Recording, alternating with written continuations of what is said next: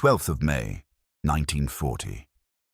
The Rhine Valley stretches southward in the grey pre-dawn, its waters pewter-coloured and indifferent.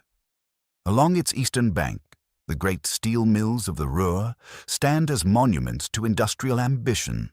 Vast complexes of blast furnaces, coking plants and rolling mills, their chimneys already exhaling the first smoke of the morning shift. Inside those cavernous sheds, workers in heavy leather aprons tend to rivers of molten metal, the air thick with sulfur and heat.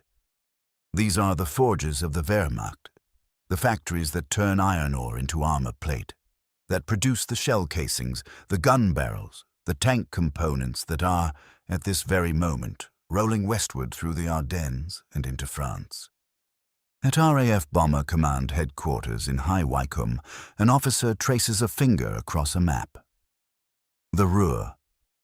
Roughly 80 kilometers long and 60 kilometers wide, it is the single most productive industrial region in continental Europe. Destroy it, and you cripple Germany's capacity to wage war. Simple in theory, agonizingly complex in practice. Britain had been trying to bomb it since the very first weeks of the war. The results, by any honest accounting, were dismal. Crews flew out over the North Sea and returned with stories of flak and searchlights and cloud. The photographs, when developed in the cold light of morning, rarely showed what the briefing officers had promised. A factory untouched, a railway marshalling yard intact. An entire industrial complex sitting serenely beneath the haze, as though the war were happening somewhere else entirely. But there was another way. A way that required no aircraft over the target, no bombs, no crews flying into walls of anti-aircraft fire. A way that used physics, patience, and the peculiar geography of Western Germany as its weapons. This is the story of Operation Chastise. The breaching of the Möhne and Eder dams on the night of 16th to 17th May, 1943, and of the larger strategic campaign of which it formed the dramatic centerpiece. Britain's attempt to destroy the industrial heartland of the Third Reich, not with explosives raining from the sky, but with water. To understand why anyone thought flooding might accomplish what conventional bombing could not, you first have to understand the peculiar vulnerability of the Ruhr's steel industry. Steel production is a thirsty business. A single large blast furnace consumes roughly 40,000 liters of water per hour for cooling alone. The coking plants that process coal into the high-carbon fuel needed for iron smelting require immense quantities of water. The rolling mills, the forges, the chemical plants that produce the byproducts of steel manufacture, all of them depend on a continuous, reliable supply of water at consistent pressure. In the Ruhr, that water came from the rivers and, critically, from a series of reservoirs constructed in the hills to the south and east. The most important of these were the Möhne Reservoir, completed in 1913, which held roughly 134 million cubic meters of water, and the Sorp Reservoir, a somewhat smaller structure holding approximately 70 million cubic meters. Together with the Eder Reservoir, further east in Hesse, but linked to the Ruhr's water supply system, these three bodies of water were the jugular vein of German industrial production. The Air Ministry had known this for years. As early as 1937, a civil engineer named Barnes Wallis, then working for Vickers Aviation, had begun examining the dams as potential targets. His analysis was methodical and, to those who read it, quietly devastating. The Möhne Dam was a gravity dam, a curved wall of masonry 650 meters long and 34 meters thick at its base, holding back water by sheer mass. It was, in the conventional sense, almost indestructible.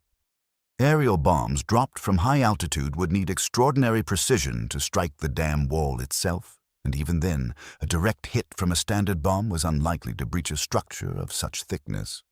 But Wallis had identified a crucial weakness.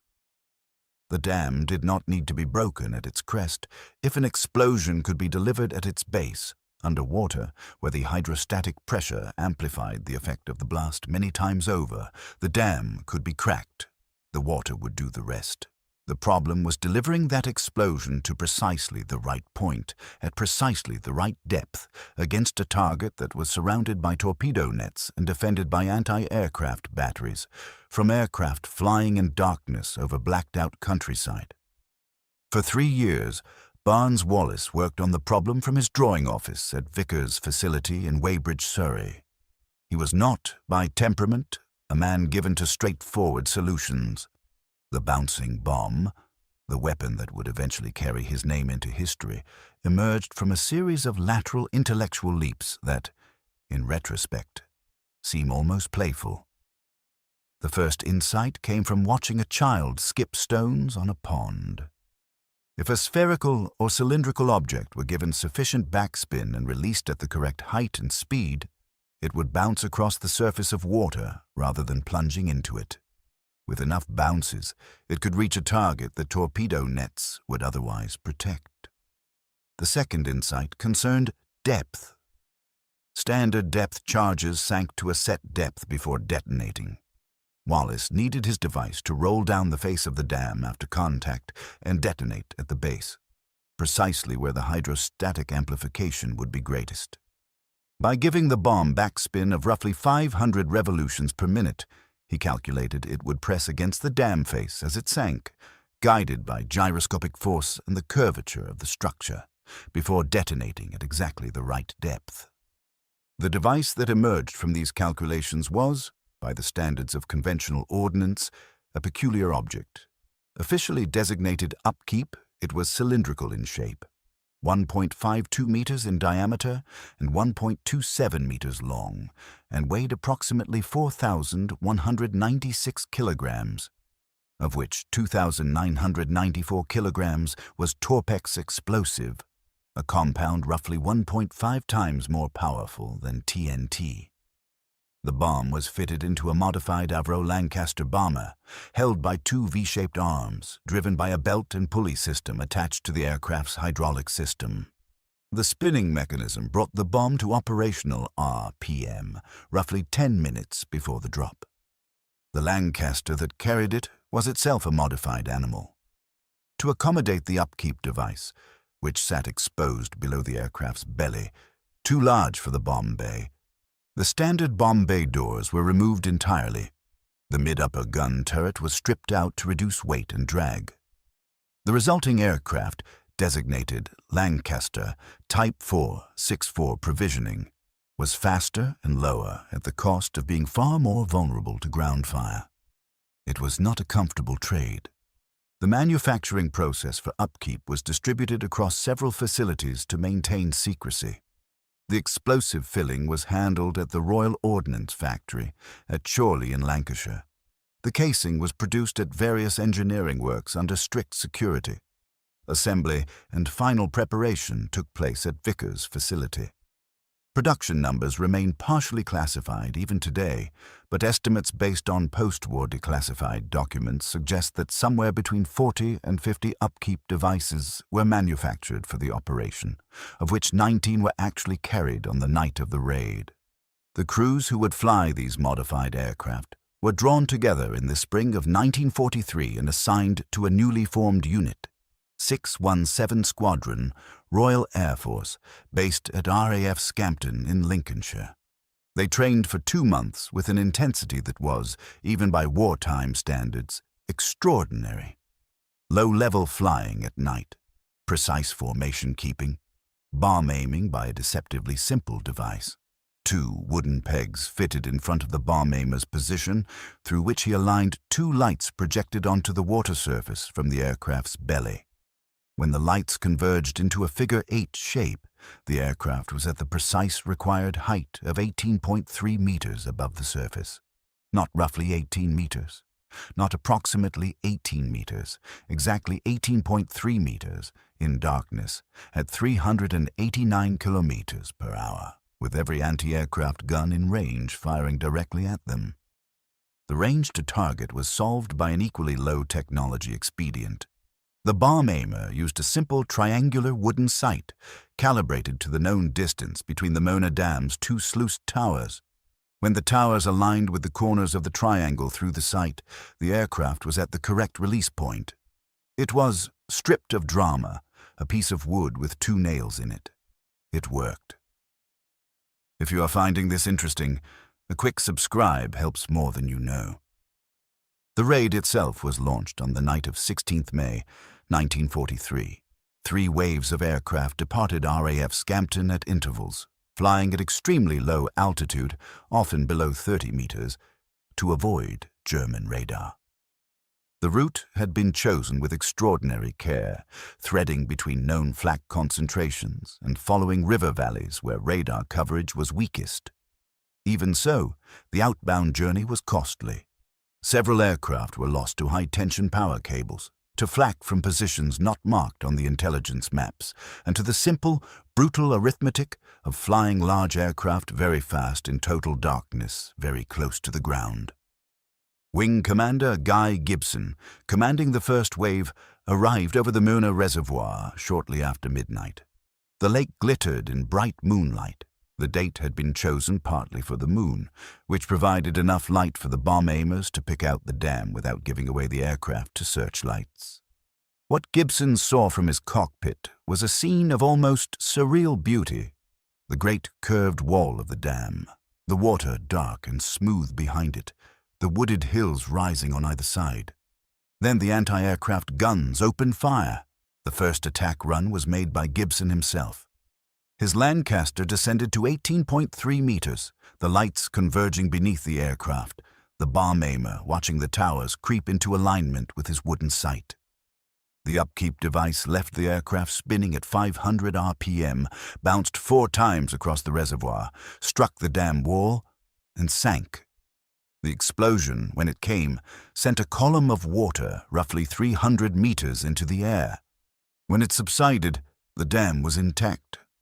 4 more attacks followed in sequence, Gibson circling to draw anti-aircraft fire, while his colleagues made their runs. Then, on the 3rd successful detonation, by Flight Lieutenant David Maltby, the Möhne Dam wall gave way. A breach roughly 77 meters wide and 22 meters deep opened in the masonry. Approximately 116 million cubic meters of water began to pour through it. The wave that followed was, by every account that survives, almost incomprehensible in scale. At the dam itself, the initial surge was estimated at 200 meters wide and 10 meters high. It raced down the Möhne Valley at roughly 30 kilometers per hour, sweeping away bridges, roads, railway lines, and industrial installations as it went. The town of Neheim-Hüsten, 10 kilometers downstream, was struck by a wall of water between 4 and 7 meters high. The flooding reached the Rhine itself before dawn. Later, the same night, the Eder Dam, attacked by the second wave after the Möhne had been breached, was similarly destroyed. The Eder Reservoir disgorged roughly 154 million cubic meters of water into the Eder Valley, devastating the countryside downstream and significantly disrupting rail and road communications across a wide area of central Germany. The psychological impact on the German civilian population was enormous. Propaganda Minister Joseph Goebbels, in his private diary, described it as one of the worst nights of the war from a morale standpoint. Albert Speer, Reich Minister for Armaments, inspected the Möhne Dam the following morning and later wrote that had the Sorpe Dam, the 3rd target, which was attacked but not breached due to its different construction type, also been destroyed, the consequences for German war production would have been catastrophic. That qualifier matters. The Sorpe was not breached, and the Germans, with characteristic industrial efficiency, moved rapidly to repair the damage. Fritz Tott's organization, the Reich's vast construction apparatus, mobilized roughly 7,000 workers almost immediately. By September 1943, barely 4 months after the raid, the Möhne Dam had been repaired sufficiently to begin refilling.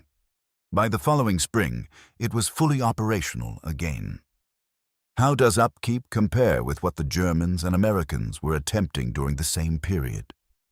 The Germans had their own dam-busting concepts, largely theoretical, and never advanced them to operational readiness. Their research into special weapons capable of penetrating deeply hardened targets, including their own dam protection studies conducted after Chastise, suggested they recognized the vulnerability but lacked the specific combination of technical innovation and operational nerve to act on it. The Americans, meanwhile, were pursuing a parallel strategy of precision daylight bombing against industrial targets. The Schweinfurt ball-bearing raids of August and October 1943 represented the USAAF's attempt to achieve through high-altitude precision what Wallis had tried to achieve through physics and water. The results were grimly instructive.